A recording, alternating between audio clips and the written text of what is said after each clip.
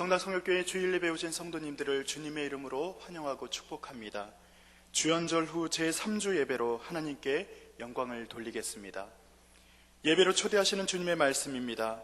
하나님은 영이시니 예배하는 자가 영과 진리로 예배할지니라. 내 영혼아 여호와를 송축하며 그의 모든 은택을 잊지 말지어다. 아멘.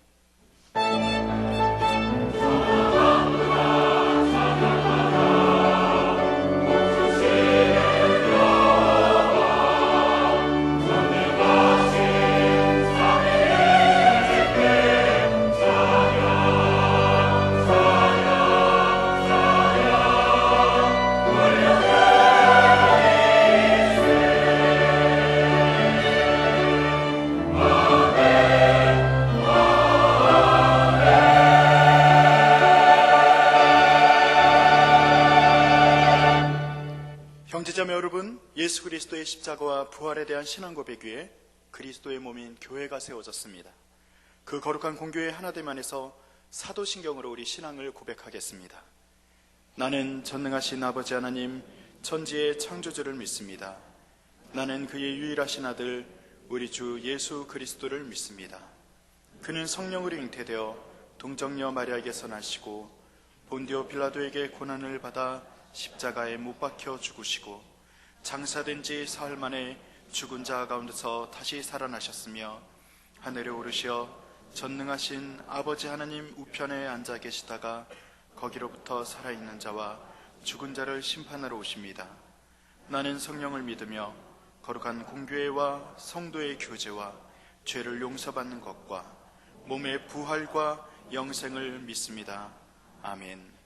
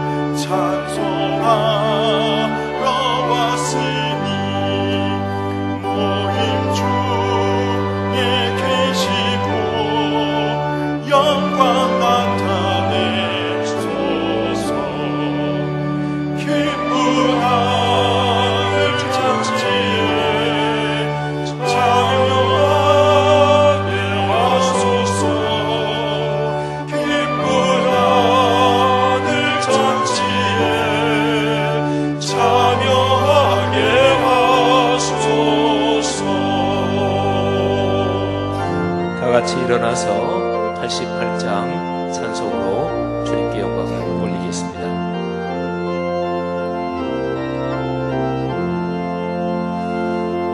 내 진정 사모하는 친구가 되시네 구주 예수님은 아름다워라.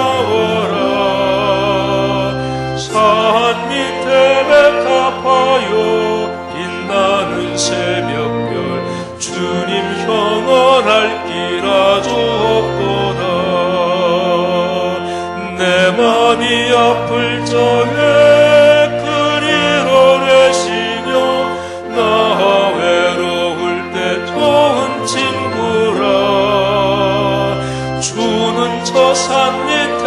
베카 빛나는 새벽별 이 땅 위에 비길 것이 없도다.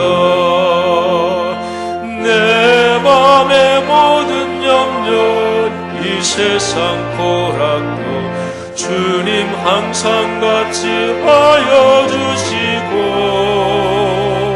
시험을 당할 때에 악마의 계교를 즉시 물리치사 나를 지키네. 온 세상 날 버려도 주 예수 안 버려 끝까지 나를 돌아보시니. 주는 저 산 밑에 베카 빛나는 새벽별 이 땅 위에 비길 것이 없도다.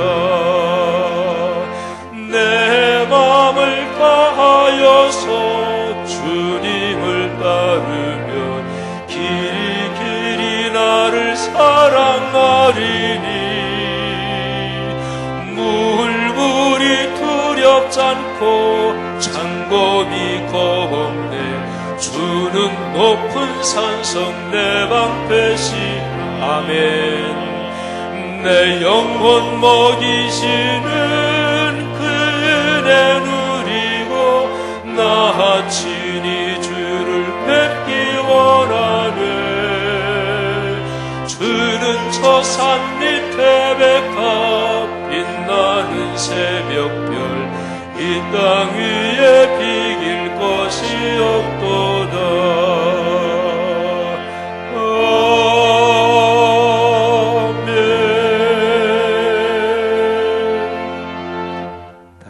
앉아 주십시오.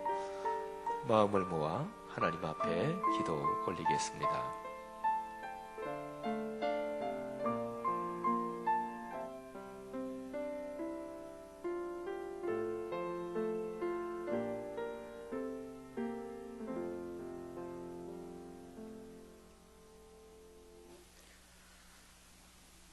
우리의 소망 되시며 빛 되신 주님, 주님의 크신 은혜에 감사드립니다. 지난 시간 어려운 고난 속에서도 저희들을 지켜주시고 또 깨닫게 하여 주심을 감사드립니다. 새해 들어 세 번째 성일을 허락하시어 주님 은혜의 보좌 앞에 담대히 나와 마음과 뜻과 정성을 묶어 거룩한 산제사로 하나님께 예배드릴 수 있어서 참으로 감사합니다. 주님의 크신 은총으로 인생길 걸어오면서도 저희들의 자아가 살아서 주님의 뜻을 이루지 못한 허물들 있습니다. 저희들은 하나님의 말씀대로 힘써 살아보려고 애를 썼지만 턱없이 부족한 모습으로 주님의 보좌 앞에 나왔습니다. 불쌍히 여기시고 용서하여 주시옵소서.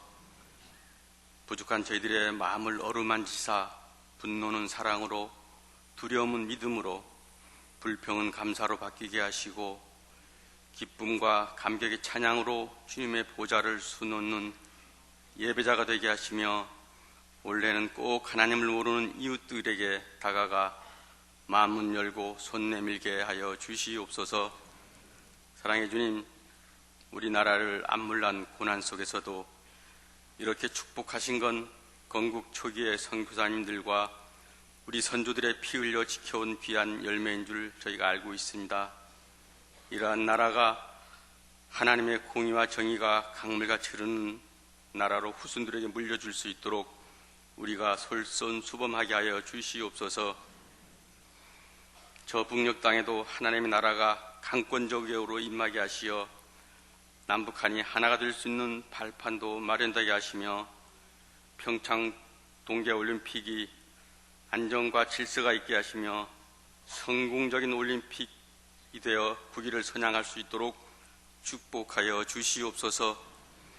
사랑의 주님, 이 땅에 예수님의 피값으로 말씀 삼 공동체인 성락 성교열교회를 세우시고 지금까지 크게 축복하신 하나님 참으로 감사함을 드립니다. 지난해에는 어려움도 있었지만 그런 일을 통하여 저희들의 믿음이 더욱 성숙하게 하시니 감사합니다. 올해부터는 마음껏 주님께서 친히 하신 일 가르치고 배우며 치료하고 구제하는 사역을 정성을 다하여 감당하게 하여 주시옵소서. 고마우신 주님, 사랑하고 존경하는 성낙의 가족들 기도 제목들 있습니다. 육신의 질고와 가정 경제, 또 자녀 손들의 진로를 위하여, 일터의 형통함을 위하여 간절히 기도하고 있습니다. 살아계신 주님, 불쌍히 여기시어 지체 마시고 응답하여 주시옵소서.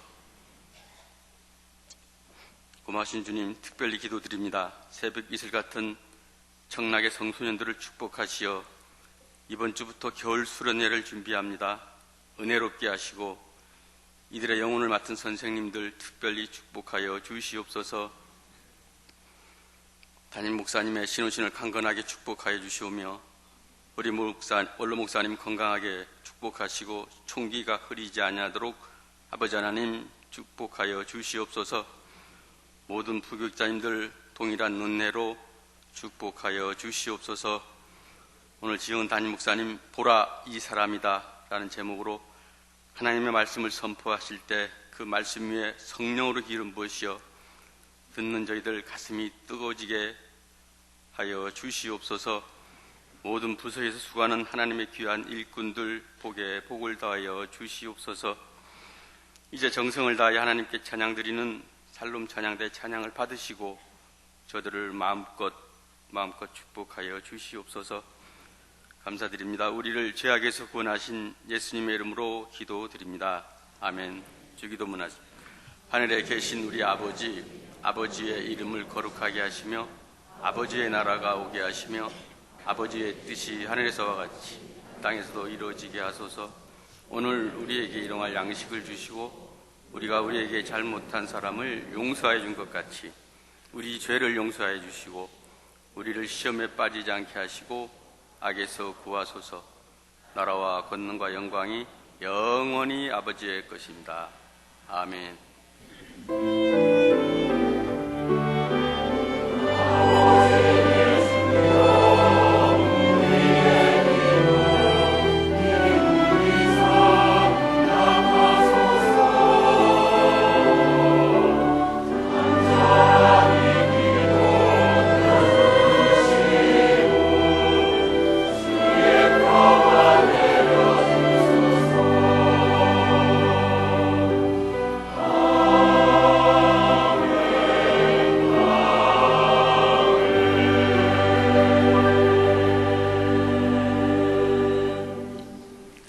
주님의 이름으로 크게 축복합니다. 이번 한 주간도 주께서 여러분의 삶에 필요한 것들을 채우시고 또 악한 자에게서 지켜주시고 또 모든 기쁨 주실 줄 믿습니다. 우리 앞뒤 좌우 분들에게 잘 오셨습니다. 축복합니다. 서로 인사들 나누겠습니다. 네, 축복합니다. 잘 오셨습니다. 예배의 자리에 고맙습니다. 태아 영아부 부모들 아가들 크게 축복합니다. 샬롬 찬양대 네, 축복합니다. 섬김에 감사드립니다. 오늘 우리 교회 가족이 되시는 분들 또 우리 새가족부 수료하신 분들 잠깐 박수로 환영하고 격려하겠습니다. 우리 교회 찾아나오신 임신환 씨, 또 우리 박남주 집사님이 인도하신 유상미 씨, 또 아가도 있습니다. 그리고 양태훈 씨, 그리고 우리 교회 오셔서 새가족부에서 교회도 소개받으시고 새가족부 교육 마치신 분 박종래 권사님과 같이 공부하신 김봄미 씨, 또 국미옥 집사님과 같이 공부하신 이화순 씨, 이수희 권사님과 같이 공부하신 신동미 씨. 제가 조남 부른 분들 한번 자리에서만 한번 잠깐 일어나 주시겠습니까? 우리 박수로 격려하겠습니다. 네, 환영하고 또 감사하고 축복합니다. 늘 믿음 때문에 행복하십시오. 네, 자리에 앉아 주십시오. 고맙습니다. 몇 분 좀 환영하겠는데요. 주보 12면에 김근주 주미란 선교사님 캐나다 원주민 선교하고 계시고 우리 교회가 동역하고 있습니다. 한국에 잠깐 일 때문에 나오셨고 이번 주 수요일에 선교 보고 하실 텐데 우리 김성 교사님 가족 어디 계십니까? 한번 자리에서 잠깐 일어나 주시면 박수. 저쪽에 계시네요. 우리 박수로 환영하겠습니다. 네. 환영하고 고맙습니다. 네. 앉아주시고 그리고 신선호 목사님 우리 딸이요 18개월 됐는데 라엘이가 우리 선천성 심장병 때문에 치료를 좀 받아야 되는데 저희 교회가 돕게 됐습니다. 우리 목사님 네 분 딸하고 같이 왔는데 어디에 앉아 계시죠? 네, 우리 한번 박수 한번 격려하겠습니다. 목사님 축복합니다. 네, 고맙습니다. 아가 건강하게 되고 또 멋진 아이로 자랄 것입니다. 한 분 더 소개 잠깐 하겠습니다. 우리 동네 분입니다. 우리 성동 구청장님, 정원호 구청장님 신년 맞이해서 예배 참석하셨는데 지난 몇 년간 또 구정을 성공적으로 잘 이끌어 오셨습니다. 우리 구에 사는 사람들이 구청장님 참 좋아하고 또 많이 또 좋은 일 하시는데 구청장님 한번 잠깐 일어나 주시고 우리 같이 오신 분들도 잠깐 한번 자리에서 한번 일어나시죠. 예. 그래요. 고맙습니다. 예. 건강하시고 또 구정 담당할 때 좋은 일들 있기를 바랍니다. 고맙습니다. 주보 한번 보시죠. 12면은 아까 말씀드렸고 9면에 북미 선교부 있는데 특별히 시애틀 지역에 신년 기념교회 및 북미 선교센터를 올해 5월 6일에 설립합니다. 그 일을 위해서 지금 준비하고 있는데 특별히 기도 부탁드립니다. 8면에 3월 셋째 주일에 있는 임직 및 추대시 해당되시는 분들 참고해 주시기 바랍니다. 4면에 보면 교육부 겨울 성경학교 또 우리 아까 장로님 기도해 주셨는데 청년부도 또 겨울 사역 진행하고 있는데 각별하게 좀 기도해 주시고 또 수고해 주시는 부장 장로님 비롯해서 모든 지도자분들 선생님들 또 고맙습니다. 목회자분들 크게 축복합니다. 밑에 기관부서 정기 모임에 안수 집사님들 원래회 오늘 오전 10시에 있었고요. 그리고 권사님들 오늘 주일 2부 예배 후에 202호에서 권사님들 원래회 있습니다.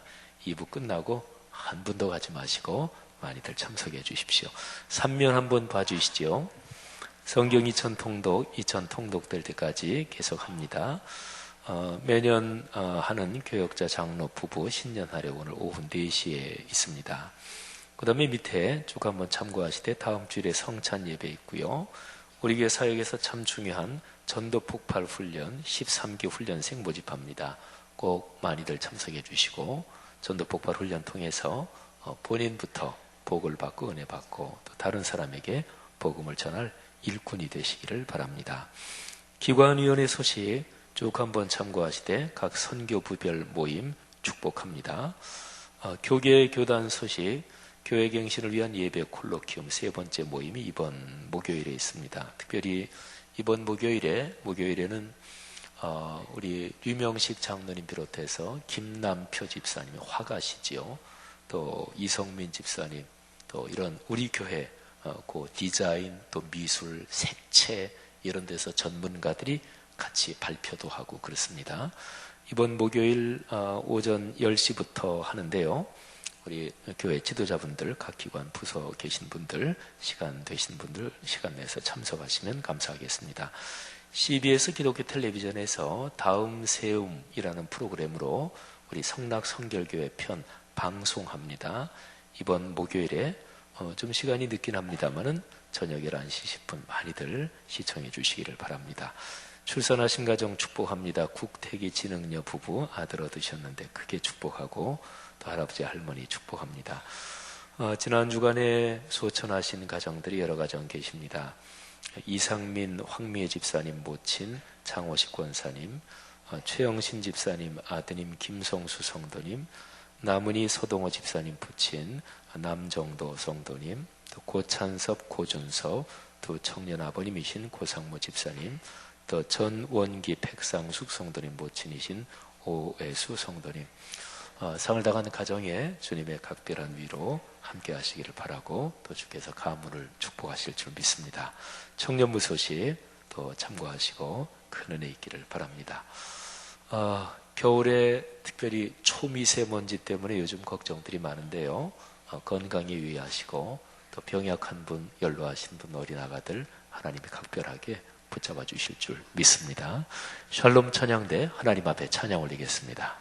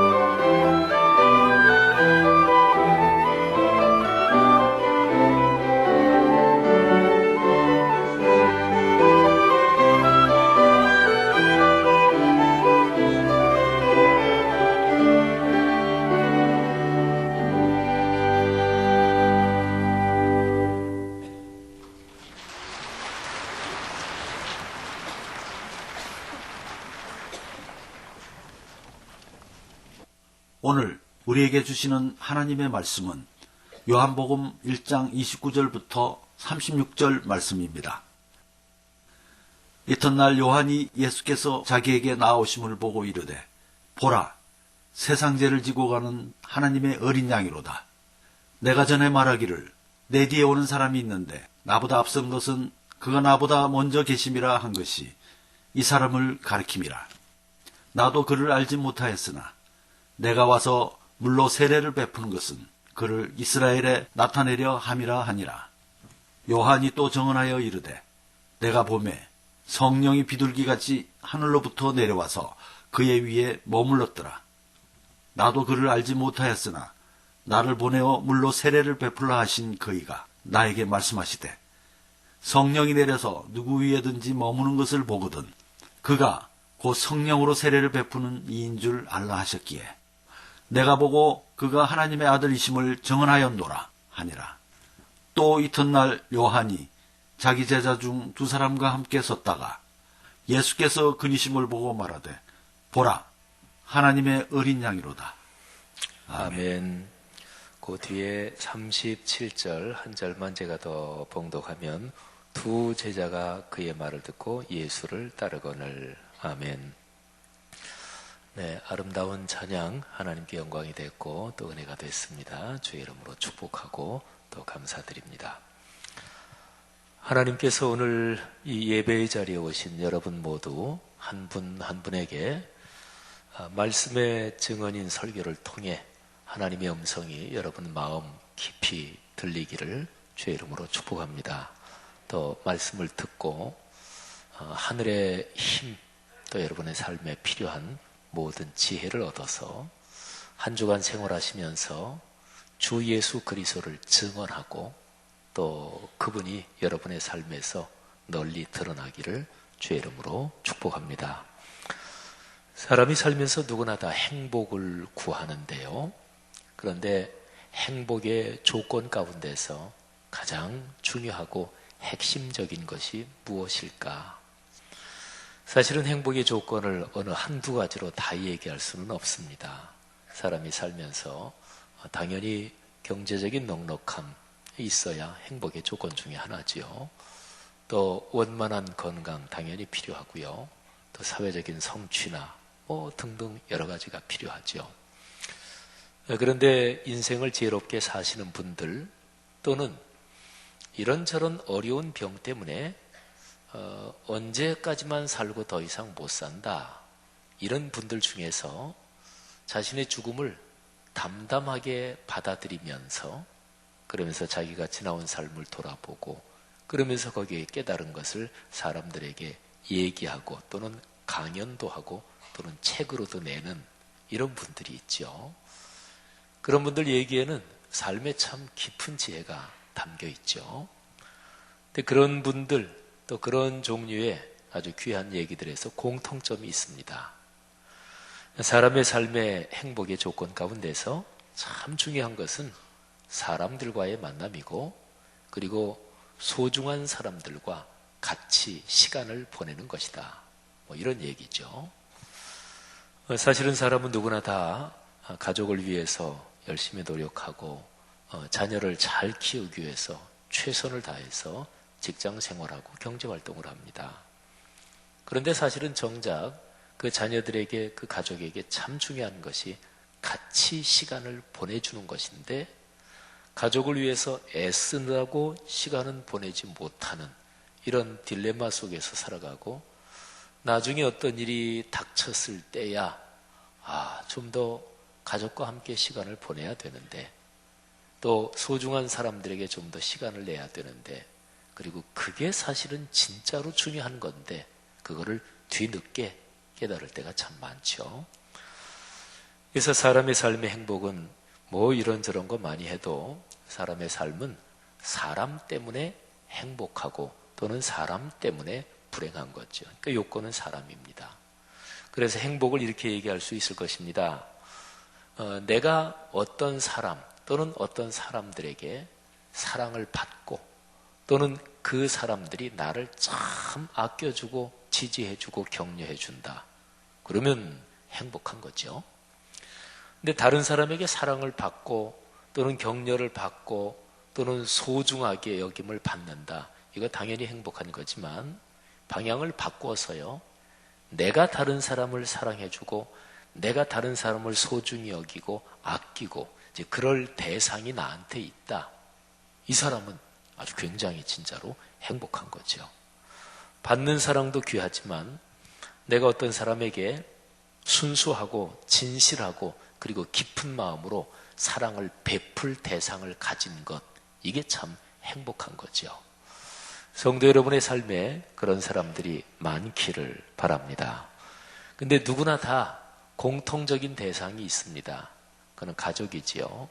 또 자녀고 또는 손자, 손녀. 이거는 본능적으로 그렇습니다.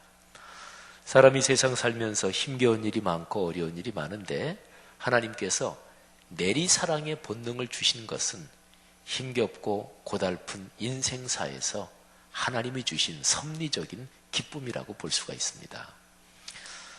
미국에서 목회하시는 저보다 조금 선배 되시는 어떤 목사님이 여러 해 전에 굉장히 이런저런 어려움을 많이 겪었는데 그 목사님이 이제 같은 목회자들 몇 명 모였을 때 하시는 얘기가 그 굉장히 어려웠던 그때에 자기 자녀가 결혼을 해서 아이를 낳았대요. 근데 이제 첫 손주를 본 거죠. 근데 너무너무 이쁘고 너무너무 소중하고 그래서 그분이 인생길 목회의 길을 걸어오면서 가장 힘들었을 때인데 근데 그때에 그 손주를 보고서 거기에서 얻어지는 기쁨 이런 것 때문에 그 어려움을 이길 수 있었다. 이런 얘기를 하시더라고요. 자기의 자녀나 후손에 대한 사랑은 내리사랑이니까 본능적으로 내가 사랑해야지, 내가 아껴줘야지, 뭐 결심을 하지 않아도 그건 자연스럽게 흘러가거든요. 그러니까 이거는 누구에게나 비슷하게 공통적이니까 여기에서 하나 더해서 내 아들, 딸, 손녀, 손자 말고 그거 빼고 그 외에 다른 사람 중에서 내가 진짜로 사랑하고 내가 아껴주고 소중히 여기고 격려하고 지지할 그런 사람이 나에게 있느냐, 이게 중요한 거죠.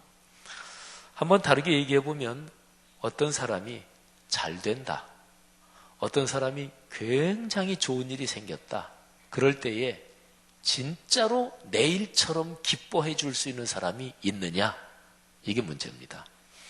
어떤 사람이 땅을 샀다. 그럼 어떻게 돼요? 그럼 배가 아프잖아요. 그죠? 땅을 사면 배가 아프다. 더군다나 땅을 사면 배가 아프다 그런데 우리말에 정확히 표현하면 사촌이 땅을 사면 배가 아프다. 이렇게 되는 거거든요. 뭐 저기 미국에 사는 부자가 큰 땅을 샀다. 뭐 그것 때문에 배 아프진 않아요. 근데 사촌이 땅을 샀다. 내 가까운 어떤 연관에 있는 사람이 땅을 샀다. 이러면 이제 속이 쓰리기도 한다. 그게 사람은 비교의식이 있어요. 근데 나보다 남이 잘 된다. 나보다 남이 굉장히 좋은 일이 많다. 그럴 때에 내가 진짜 그 일이 생긴 것처럼 그렇게 기뻐하고 그렇게 좋아할 수 있는 그런 대상이 얼마나 많으냐. 이게 사실은 인생의 행복입니다. 그렇잖아요. 성도 여러분, 그런 사람들이 점점 많아지기를 주의 이름으로 축복합니다. 자, 기독교 신앙은 바로 이런 점하고 연관이 되어 있어요. 기독교 신앙의 중심이 무엇일까요? 핵심이 무엇일까요? 자, 기독교 이 세 글자로 된 단어를 한번 잠시 말씀드릴게요. 기독교에서 기독, 이 앞에 두 글자는 그리스도, 크라이스트, 이거를 한자어로 쓴 게 기독이죠. 그 뒤에 나오는 세 번째 글자 교자는 가르침이다 또는 가르친다는 거에는 배운다 이런 게 포함이 되어 있죠. 그러니까 기독교 신앙 그랬으니까 기독교 신앙은 그리스도이신 예수님, 그러니까 그리스도에 대한 가르침 또 배움 그리고 그게 삶으로 이어지는 거, 이거를 기독교 신앙이라고 그러죠. 그러니까 어떤 사람이 신앙이 좋다 또는 어떤 기독교 교회가 있다, 그런데 건물이 좋다, 재정도 많다, 음악이 대단히 훌륭하다 또는 그 교회에서 사회적으로 굉장히 많은 좋은 일을 한다, 제 아무리 그래도요, 기독교 신앙이려면 그리스도의 가르침, 그리스도 예수하고 얼마나 연관되느냐, 이것보다 다른 게 중요하지는 않습니다. 그러니까 건물, 재정, 사회적으로 선행 이런 거는 일반 종교적으로 보면 그렇지, 종교단체는 사회적으로 소외된 사람 끌어안아주는 데지 이렇게 생각하고 좋은 것일 수 있지만, 그런데 교회를 평가하는, 기독교 신앙을 평가하는 제일 중심적인 요소는 기독교 신앙이니까 그리스도와 얼마나 가까우냐, 그리스도의 뜻이 거기에 얼마나 담겨 있느냐, 이게 심장이라는 거죠. 이게 바로 기독교 신앙입니다. 그리고 그리스도 예수, 그분에 대한 가장 중요한 내용이 어디 있느냐? 그게 66권 성경에 있는 것이지요. 자, 이게 기독교 신앙입니다. 뭐 단어 가지고 설명하니까 간단하기도 하고 그러면서 사실은 진짜 중요한 거거든요. 그러면 한번 질문을 바꿔볼까요? 기독교 신앙이 아닌 것은 무엇일까요? 자, 거꾸로 말이죠. 근데 이거는 조금 전에 말씀드린 거를 이렇게 뒤집으면 그게 이제 정답이 됩니다. 어떤 거를 하는데, 어떤 상황이 있는데 그리스도 예수하고 관련이 없다, 그리스도 예수하고 멀다, 멀수록 기독교 신앙이 아닙니다. 어느 정도 이상으로 멀어진다, 어느 범위에서 벗어나서 예수 그리스도하고는 거의 관련이 없다, 그러면 그거는 포장은 기독교라고 포장이 되어 있을지 몰라도 기독교 신앙이 아닌 거죠. 그래서요, 기독교 신앙에서 제일 중요한 것은 그 핵심인 그리스도, 예수 그리스도, 그분이 드러나고 그분의 뜻이 이루어지고 그리고 그분이 중심에서 많은 사람들에게 알려지고, 이게 바로 기독교 신앙입니다. 자, 그러면 오늘 제 설교에서 가장 중요한 요점이 이미 이제 제가 지금 드린 말씀이 있는데요. 핵심 단어가 이것입니다. 예수 그리스도를 증언하는 것, 이것입니다. 핵심 단어는 증언입니다. 증언이라는 글자의 두 번째 글자가 말씀 언자니까 증언을 사전적으로 하면 어떤 말을 통해서 어떤 사실을 증명하는 것, 이게 증언이에요. 근데 이제 조금만 넓혀보면 말뿐 아니라 뭐 행동, 뭐 모든 삶을 통해서 어떤 사실을, 어떤 것을 증명해내는 거, 그게 맞다고 주변에 드러내는 거, 이거를 가리켜서 증언이라고 합니다. 그러면 기독교 신앙은 무엇일까요? 예수 그리스도를 증언하는 것입니다.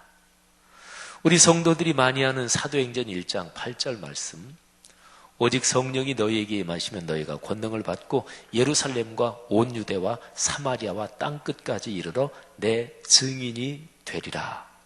그렇잖아요, 그죠? 이거 기독교의 성경 구절 중에서 가장 대표적인 구절들 중에 하나잖아요. 그러니까 그리스도인은 예수 그리스도의 증인입니다. 증인은 증언하는 사람이죠. 근데 무엇을 증언하느냐? 그게 바로 예수 그리스도를 증언하는 거죠. 이게 기독교 신앙의 심장, 이게 가장 중심입니다. 그래서 어떤 사람이 그리스도인으로서 참 훌륭하다, 그분 신앙이 참 좋으셔, 이 얘기는 바로 여기에다 갖다 붙이면 되는 거예요. 누가 신앙이 좋아요? 그 사람의 삶을 통해서 예수 그리스도를 증언하는 사람, 그 사람의 삶의 모든 활동을, 뭐 가정, 교회, 사회생활 또는 그 사람의 모든 여가 활동, 하여튼 그 사람의 삶 자체를 통해서 그 사람 때문에 예수 그리스도가 높아지고 예수 그리스도의 이름이 드러나고 예수 그리스도의 가르침이 더 널리 전해지고, 그러니까 그 사람을 통해서 예수 그리스도가 증언된다. 그러면 그 사람의 신앙이 좋은 분이에요. 여러분, 내 삶을 통해서 예수 그리스도가 얼마나 증언되는지 이 시간에 한번 잠깐 생각을 해보십시오. 여러분의 가정은 어떻습니까? 자녀나 혹시 손주들한테 너희들 훌륭한 사람이 돼서 예수님이 가르쳐 주신 거 많은 사람이 알게 해야 돼, 이런 얘기 손주들한테 혹시 하십니까? 또는 여러분이 직장 사회생활을 하면서 하나님, 제 직장이나 사회활동에서 주님의 이름이 드러나게 하옵소서, 이런 기도 좀 늘 가슴에 품고 계십니까? 우리 성도님들 중에서는 하나님, 내 사업장이 선교의 현장이 되게 하옵소서, 이런 기도 하시는 분들 많잖아요. 내 삶을 통해 주 예수 그리스도가 드러나는 것, 그게 신앙인의 복이죠. 그러니까 하나님이 누구에게 진짜로 복을 주시고 누구를 사랑하시겠는가? 당연하잖아요, 그죠? 여러분에게 그런 축복이 있기를 바랍니다. 세례 요한은 바로 이런 점에서 보면 진짜로 신앙이 좋은 분입니다, 이분이. 요한복음 1장 29절을 제가 읽어드릴 텐데 한번 들어보세요. 이튿날 요한이 예수께서 자기에게 나오심을 보고 이르되 보라, 세상 죄를 지고 가는 하나님의 어린 양이로다. 그러니까 세례 요한이 요단 강에서 사람들에게 세례를 베풀고 또 말씀을 가르치고 있었어요. 수많은 사람들이 몰려드는 상황이었습니다. 세례 요한의 인기로 보면, 인지도로 보면 아주 절정인 때였어요. 근데 이때에 예수님이 그 많은 사람들 가운데 세례 요한에게 오고 있었어요. 그때 세례 요한이 사람들에게 저기 오고 계시는 예수님을 가리키면서 여러분 보십시오. 지금 저분이 바로 세상 죄를 지고 가는 하나님의 어린 양이십니다. 그렇게 사람들에게 예수님을 증언한 거예요. 예수님이 어떤 분이시다, 그걸 사람들에게 알린 거예요. 자, 그런데요, 요한복음 1장 29절에서 세례 요한이 한 말에서 세상 죄를 지고 가는 하나님의 어린 양, 여기 어린 양이라는 표현에 구약 성경 전체의 핵심 메시지가 담겨 있습니다. 구약 성경 창세기부터 39권, 여기에서 제일 중요한 맥은, 제일 중요한 흐름은, 그 뼈대는 이런 거예요. 언젠가 메시아가 오신다. 언젠가 그리스도가 오신다. 메시아 그리스도 같은 말이에요. 메시아는 히브리어고 그리스도는 헬라어지만 뜻은 똑같아요. 세상을 구원할 주님, 뭐 이런 내용적인 뜻을 담고 있어요. 그러니까 구약 성경의 제일 핵심적인 메시지가 언젠가 그리스도께서 오신다 그랬는데요. 구약 성경에 우리가 잘 아는 구절을 하나만 예를 들어보면 그 세상에 오실 그리스도를 어린 양이라고 표현을 했어요. 이사야서 53장 말씀, 우리 그리스도인이 고난주간 사순절 되면은 많이 묵상하는 구절이에요. 거기에 보면 앞으로 역사의 어느 때 오실 메시아 그리스도, 그분은 마치 도살장으로 끌려가는 양과 같다, 이렇게 표현을 했어요. 그가 찔림은 우리의 허물 때문이요 그가 상함은 우리의 죄악 때문이라. 그가 징계를 받음으로 우리는 평화를 누리고 그가 채찍에 맞음으로 우리는 나음을 받았도다. 그러면서 조금 한 절 건너뛰어서 읽으면 그가 곤욕을 당하여 괴로울 때에도 그의 입을 열지 아니하였으며 마치 도수장으로 끌려가는 어린 양과 털 깎는 자 앞에 잠잠한 양같이 그의 입을 열지 아니하였도다. 아멘. 이사야 53장 말씀이에요. 근데 이사야 53장에서 어떤 한 사람에 대해서 얘기하는 거예요. 근데 그 사람이 고난을 당하고 박해를 당하고 고통을 당해요. 심하게. 도살장으로 끌려가는 양처럼 고통을 당해요. 근데 이 구절이 바로 앞으로 메시아 그리스도께서 오신다, 그거를 미리 예고한 구절이에요. 그러니까 그리스도가 어린 양, 도살장으로 끌려가는 양처럼 그런 심한 고난을 겪을 것이다. 이게 십자가 사건을 미리 얘기하는 거죠. 구약 성경이 하나님께 제사를 드릴 때 반드시 제물이 필요합니다. 근데 제물로 쓰이는 짐승들은 양, 염소, 소, 비둘기도 있고, 그리고 곡식도 제물로 쓰이기도 해요. 그런데 그런 모든 제물들 가운데서 가장 대표적인 거 하나 딱 얘기하란다면 그게 바로 양입니다. 그러니까 세례 요한이 여러분 보십시오. 저분이 바로 세상 죄를 지고 가는 인류의 구세주, 바로 그분이십니다 하고 예수님에 대해서 이야기를 한 거예요. 예수님은 자신이 저지른 죄 때문에 십자가에 달려 돌아가신 게 아니었습니다. 세상 모든 사람의 죄를 지고 대신 속죄하는 고난을 당한 거죠. 세례 요한은 자기에게 나오는 예수님을 보고 더 명백하게, 더 확실하게 증언합니다. 이런 얘기를 해요. 30절 보면 내가 전에 여러분에게 말씀드렸습니다. 이분이 나보다 앞선 분입니다. 나보다 앞선 분이라고 전에 말씀드린 게 바로 이 예수님, 이분입니다. 이렇게 얘기를 해요. 여러분 요거를 잠깐 한번 생각해 보실까요? 나보다 앞섰다. 어떤 사람이 나보다 앞섰다. 운전할 때 또는 줄 설 때 새치기 잘못하다가는 살인도 나요. 우리 한국 사람 특히 그런데 아주 민감하죠. 또는 어떤 모임에서 나이로 보나 뭐로 보나 내가 당연히 앞인데 뭐로 보나 나보다 후배고 나보다 뒷사람이 나보다 앞자리를 차지한다. 그러면 상당히 기분 나쁘죠. 그죠? 인간은 누구나 비교의식이 있고 사회적인 모든 관계에서 가장 기본적인 예의 범절의 제일 기본은 질서를 지키는 거예요. 질서를. 근데 사람은 나보다 당연히 앞설 사람이 앞서도 이게 기분이 나쁠 때가 있어요. 그래서 인간 사회 모든 싸움은 누가 앞이야, 누가 위야 이거라고도 볼 수가 있거든요. 근데 세례 요한은 예수 그리스도를 가리켜 말하기를 이분이 나보다 앞선 분입니다. 그건 당연하지요.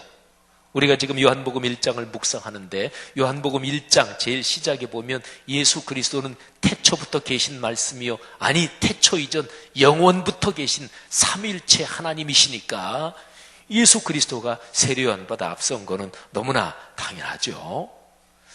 근데 세례 요한이 이런 얘기를 할 때 세례 요한의 마음이 어땠을까요? 제가 조금 전에 그냥 인간적으로 얘기한 것처럼 누가 나보다 앞서다 그러면 괜히 마음이 좀 쓰리지 않나요? 또 서로가 경쟁하는 사이면 더 그렇지 않나요? 아까 제가 설교 초반에 땅을 사면 배가 아프다. 근데 그 중에서도 사촌이 땅을 사야 배가 아픈 거예요. 그죠? 나랑 동창이 땅을 사야 배가 아픈 거예요. 그죠? 김연아 선수가 1등 했다. 그래서 배 아픈 사람 아무도 없어요. 나랑 여고 시절에 같이 스케이트 타던 걔가 무슨 상 탔다. 이러면 이제 속이 좀 뒤틀리는 거죠. 그런데요. 세례 요한하고 예수님하고 친척간이에요. 예수님의 어머니 마리아 그리고 세례 요한의 어머니 엘리사벳이 친족간이에요. 우리식으로 얘기하면 촌수가 어떻게 되는지 그거는 성경에 자세히 안 나와요. 근데 친족간이에요. 예수님하고 세례 요한하고 둘이 말하자면 친족 형제간인데 누가 위일까요? 세례 요한이 위예요. 몇 개월? 6개월. 요게 또 참 중요하잖아요. 그죠? 10년 위다 이런 건 상관없어요. 근데 1년 몇 개월. 세례 요한이 자기 친족 관계에서 예수님보다 6개월 먼저, 그러니까 친족 안에서 형이에요. 성경에는 세례 요한 예수님이 쭉 성장하시던 시절에 친족 관계이기도 하고 그 어머님들이 서로 그렇게 왔다 갔다 교제도 있었고, 그러니까 그 아들들 세례 요한하고 예수님이 서로 교제도 있었겠다 짐작은 해볼 수 있겠지만 성경에 기록은 없어요. 그런데 어쨌든 이런 상황인데 세례 요한은 많은 사람들이 있는 데서 저분이 바로 구세주이십니다. 그리고 저분이 저보다 앞선 분입니다. 이렇게 얘기하는 거예요. 오늘 우리가 묵상하는 본문이 좀 더 앞에 보면 세례 요한이 사람들이 세례 요한을 그리스도라고 생각을 하는데 세례 요한은 아주 단칼에 잘라 말하죠. 여러분 착각입니다. 오해입니다. 절대로 안 그렇습니다. 나는 그리스도가 아닙니다. 근데 이렇게 얘기했는데도 불구하고 사람들은 아마 이렇게 생각했을 거예요. 어휴, 저분 겸손한 것 좀 봐. 이런 분이 그리스도가 아니라면 누가 그리스도겠어? 아마 이렇게 생각했을 거예요. 그래서 나는 그리스도가 아닙니다. 이렇게 얘기한 것 때문에 아마 인기가 더 올라갔을 거예요. 어떤 사람은 이렇게도 생각했을 거예요. 도대체 세상에 이분처럼 겸손한 사람이 어디 있어? 만일에 이분이 그리스도가 아니고 나중에 그리스도가 온다고 할지라도 이분보다 겸손하겠어? 아마 이렇게도 얘기하면서 인기는 더 올라갔을 것입니다. 근데 이런 상황에서 세례 요한이 나는 절대로 그리스도가 아닙니다. 이런 얘기를 하고 자기가 아니라고 잘라 말하면서 이제는 더 적극적으로 나서서 그리스도는 바로 이 사람입니다. 이렇게 얘기하는 거예요. 보라, 하나님의 어린 양이다. 세상 죄를 지고 가는 하나님의 그리스도 구세주가 바로 이분이시다 하고 세례 요한이 명백하게 예수님을 가리키면서 수많은 사람들이 있는 데서 선포해서 공개적으로 얘기하는 거예요. 다시 한 번 더 질문을 드릴까요? 이때 세례 요한의 심정이 어땠을까요? 조금은 쓰렸을까요? 어차피 하나님이 자기는 구세주의 앞길을 예비하는 책임을 맡기신 거니까 그 책임을 하긴 하지만 조금은 쓰렸을까요? 자, 그 얘기는 조금 드리고, 세례 요한이 예수님이 자기에게 오실 때 그때 사람들에게 그렇게 선포할 때 그 상황을 한번 잠깐 머릿속에 상상을 해보세요. 수많은 사람들이 모여 있어요. 요단 강가입니다. 세례 요한이 사람들에게 세례를 베풀다가 갑자기 멈추고 그리고 저쪽을 쳐다봅니다. 사람들이 다 그쪽 쳐다봤을 거 아니겠어요. 예수님이 걸어오고 계셨어요. 예수님이 걸어오실 때 보통 성화나 이런 전통적인 기독교 그림에 보면은 예수님, 마리아 또는 여러 성자 이런 사람들 뒤에 보면은 후광 이런 걸 이렇게 그리잖아요. 예수님이 딱 걸어오실 때 그런 후광이 찬란하게 빛났을까요? 현실적으로는 그렇지 않았을 것입니다. 세례 요한이 예수님을 바라보고 여러분 보십시오. 내가 전에 말한 분이 바로 이분입니다. 이분이 세상 죄를 지고 가는 하나님의 어린 양이십니다. 이분이 바로 그리스도 메시아십니다. 그렇게 얘기하는데 사람들이 다 봤을 거 아니겠어요. 근데 거기에서 그냥 평범한 유대인 남자 하나가 세례 요한 쪽으로 걸어오고 있었습니다. 그냥 평범했을 거예요. 세례 요한은 그런데 그분이 누구인지 알고 계셨습니다. 인간적인 혈통으로 보면은 자기의 친족 6개월 늦게 태어난 그런 사람이지만 그런데 그분은 하나님의 아들이셨고, 아니 하나님이셨습니다. 인류를 구속하기 위해서 사람 몸을 입고 오신 하나님, 그분이 지금 걸어오고 계시는 거예요. 세례 요한은 전기에 감전된 듯이 감격했을 것이고, 그리고 아마 예수 그리스도 앞에 무릎을 꿇었을 것입니다. 자, 세례 요한은 이 정도로 명백하게 저분이 바로 그분입니다. 예수님을 증언하는 거죠. 어떤 일이 있을 때 아주 확실하게 상대방을 인정해주는 그런 경우 한번 생각해 보세요. 그거 어렵죠, 그죠? 누가 진짜 훌륭해. 그때 사람들 앞에서 이분이 참 훌륭하고 제가 아닙니다 할 때, 제가 조금 전에 구청장님 소개해드리면서 같이 수행하고 오신 분들 같이 일어나시고, 근데 안 일어나잖아요. 근데 안 일어나는 게 사회적인 의전에 맞죠. 옛날에 한번 저희 교회에서 무슨 저쪽에 행사를 할 때 구청장님 오시고 국회의원도 오셨는데 제가 단위로 동장님 올라오세요 그랬어요. 사회적인 의전으로 보면 안 맞아요, 그죠? 국회의원도 오시고 또 청장님이 오셨는데 동장님은 강단에 안 올라오는 게 맞는데 우린 교회잖아. 여긴 사회기관이 아니고. 그래서 제가 그때 하면서 사회적으로는 그렇지만 우리 동네 어르신이니까 동장님 오세요. 그래서 동장님도 강단 위로 모셨던 적이 있어요.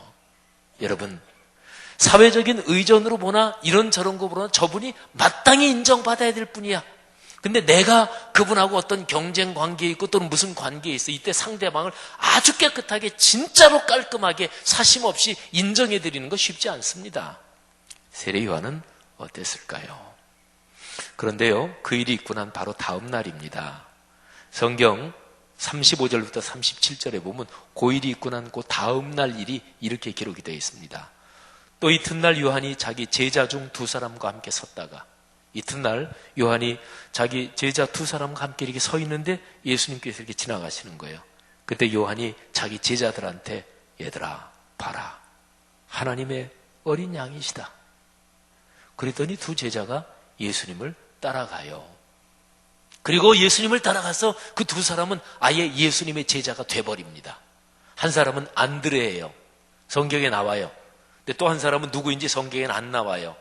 학자들이 요한복음을 기록한 그 요한이 또 한 사람의 제자일 거라고 추측해요. 그러면 안드레 요한인데 이 2사람은 나중에 예수님의 제자 중에서 핵심적인 역할을 감당합니다. 세례 요한의 제자였을 때도 이 2사람은 아주 중요한 인물이었을 거예요. 역할이 중요했을 것입니다. 근데 세례 요한이 증언하는 것 때문에 자기 제자 중에서 핵심 멤버가 저분한테 가는 거예요.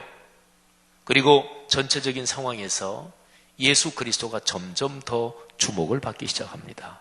사람들이 예수 그리스도에게 점점 몰려듭니다. 세례 요한에게 몰려들던 사람은 점점 줄어들기 시작하고, 이런 상황에서 요한의 심정이 어떠했을까요? 그런데 이거 상식적으로 생각할 수 있잖아요. 또 궁금하잖아요. 2000년 전엔 안 그랬을까요? 그때도 마찬가지. 사람 사는 거는 2000년 전이나 지금이나 똑같습니다.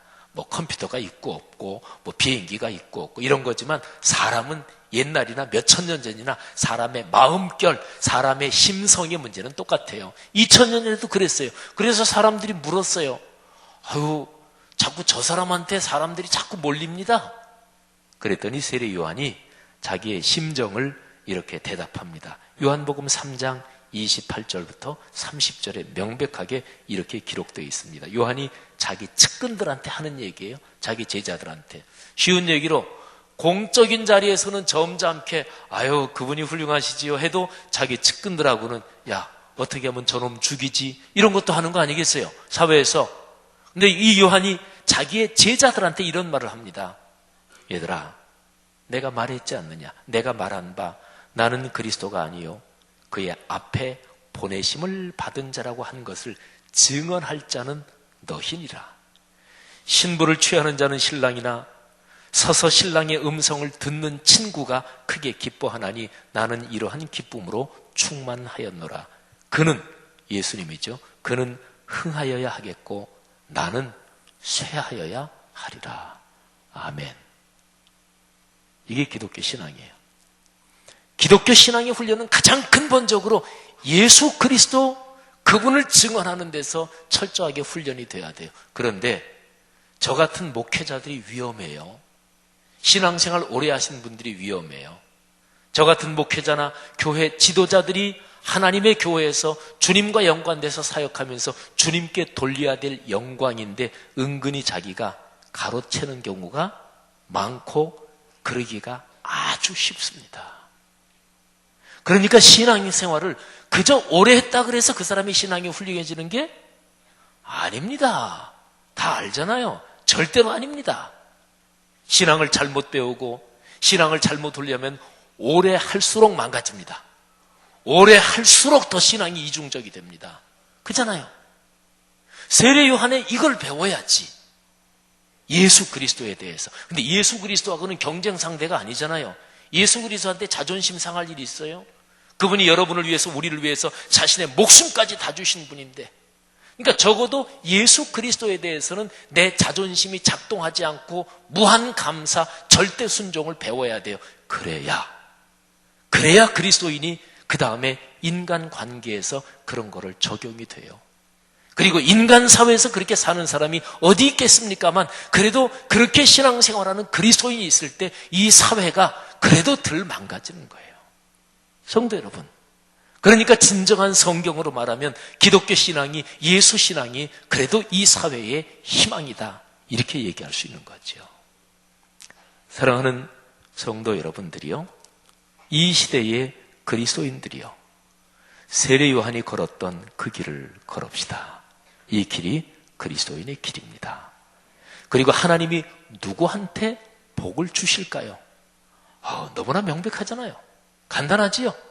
하나님이 안 계셔도 괜찮고 그냥 종교적으로 그냥 이렇게 위안만 받으면 된다. 그러시는 분은 괜찮아요. 근데 하나님이 계심을 적어도 믿는다면, 하나님이 지금의 역사 가운데 섭리하고 개입하고 계심을 믿는다면 하나님이 누구한테 복을 주실까요? 은근히 주님께 돌릴 영광을 내가 가로채고 그러면서 종교적으로 제스처는 멋지게 하고 그런 사람한테 하나님이 복을 주실 리가 없겠죠. 진실하고 어린아이처럼 순수하게 주님께 영광을 돌리는 사람, 그 사람에게 복을 주십니다. 그리고 내 주변 사람 중에서 아들, 딸, 손녀, 손자는 그런 내리사랑은 자동이니까 그거 말고 그 외에 다른 내 주변에 있는 어떤 사람 중에서 그 사람이 잘 되는 거, 그 사람의 좋은 일이 생기는 거를 진짜 내 일처럼 기뻐해 주는 그런 사람을 많이 가진 바로 그 사람을 하나님이 축복해 주시죠. 그렇죠. 그 사람에게 복을 주셔야 그 사람 때문에 인간 사회가 하나님이 보시기에 아름답게 될 거 아니겠어요? 그런 사람 때문에 예수 그리스도가 더 널리 전해질 거 아니겠어요? 그런 사람 때문에 세상의 논리로는 이해가 안 가는데 저 사람 바보 아니야? 저렇게 순진해. 저거 순진한 거야. 저거 바보야.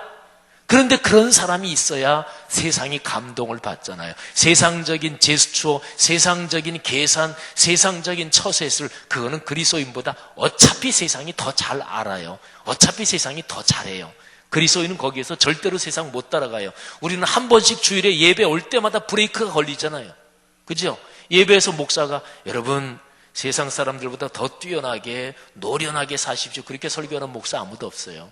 목사가 그렇게 살지 못해도 적어도 설교로는 주님 말씀에 순종하고 말씀대로 살아야 됩니다. 그렇게 설교하니까 세상 사람들하고 똑같은 방법으로 수싸움 하다가 교회만 나오면 브레이크 걸린단 말이에요.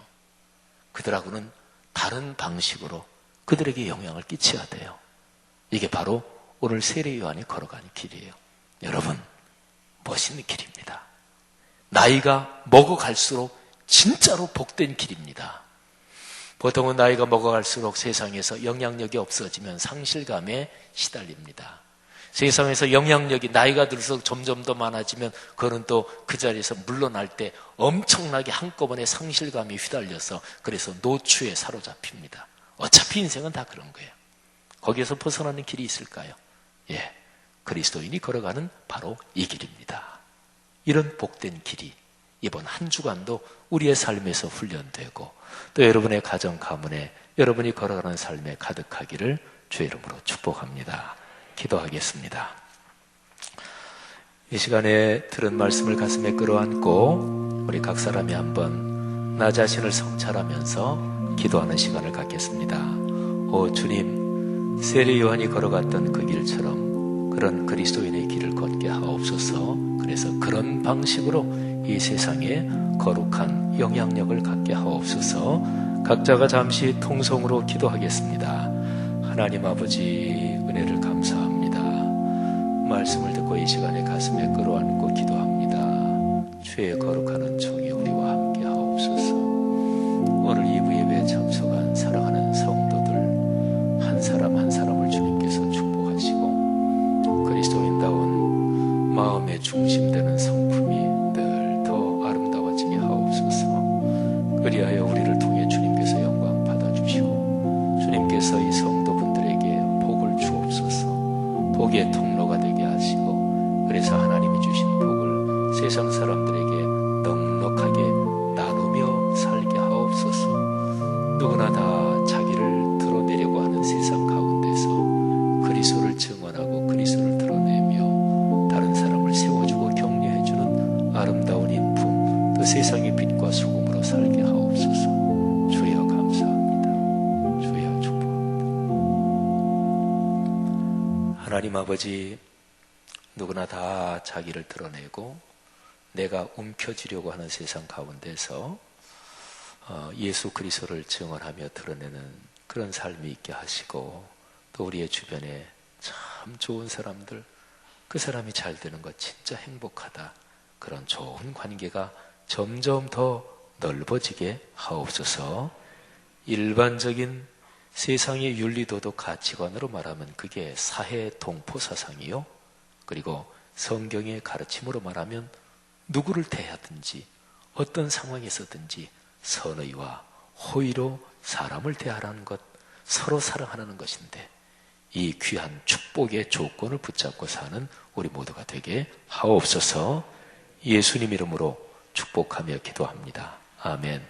다 같이 일어나서 80장 찬송 부르고 봉헌과 축도로 예배 마칩니다. 예수님의 이름이 참 귀하죠. 주님 그렇게 살겠습니다. 다 같이 진심으로 고백합니다. 천지에 있는 이름 중 귀하고 높은 이름, 주나시기 전 지신 우주의 이름 예수. 주 앞에 내가 엎드려 그 이름 찬송함은 내 귀에 들린 말씀 중 귀하신 이름 예수. 주 십자가에 달릴 때 명패에 쓰인 대로 저 유대인의 왕이요 고르니 왕이시라. 주 앞에 내가 엎드려 그 이름 찬송함은 내 귀에 들린 말씀 중 귀하신 이름 예수. 지금도 살아 계셔서 하시느니 나 같은 죄인 부르사 참 소망 주시도다. 주 앞에 내가 엎드려 그 이름 찬송함은 내 귀에 들린 말씀 중 귀하신 이름 예수. 주 예수께서 영원히 어제나 오늘이나 그 이름으로 우리에게 참 복을 내리시. 아멘. 주 앞에 내가 엎드려 그 이름 찬송함은 내 귀에 들린 말씀 중 귀하신 이름 예수.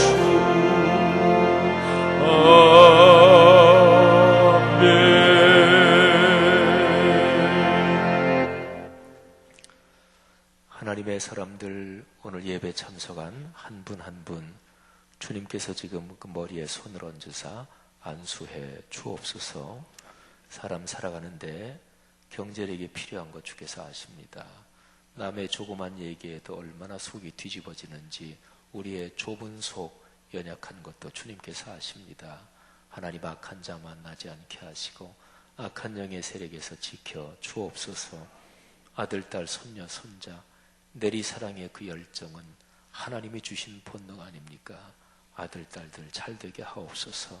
손자, 손녀들에게 좋은 문들 열어 주옵소서. 특별히 우리 성동구 또는 서울, 장안 이 나라 이 민족에 남보다 어렵고 힘겹게 살아가는 분들에게 교회와 그리스도인이 빛이 되게 하시고 격려하고 지지해 주게 하시고, 그래서 이 땅 한반도 오늘날의 세계가 사람 살만한 사회가 되게 하시고 그 중심에 하나님의 아들들, 딸들이 있게 하옵소서. 교회가 그렇게 동네 교회가 되며 또 교회가 그렇게 세상의 빛과 소금이 되게 하옵소서. 그런 심정으로 헌금을 바칩니다. 11조 감사 주일헌금 또는 선교 장학 여러 활동을 위해 바치오니 하나님 받아 주옵소서.